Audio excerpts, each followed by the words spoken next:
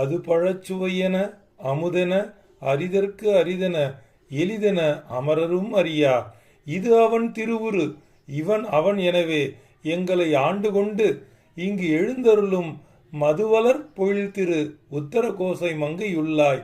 திருப்பெருந்துறை மன்னா, எது எமை பணிகொள்ளுமாறு அது கேட்போம் எம்பெருமான் பள்ளி எழுந்தருளாயே.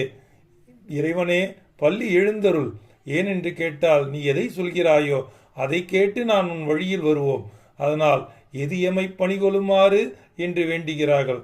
பழச்சுவையும் நீதான், அமுதும் நீதான், அரிதற்கு அரிதென்று எல்லோ அமரர்களும் நினைக்கின்றார்கள்.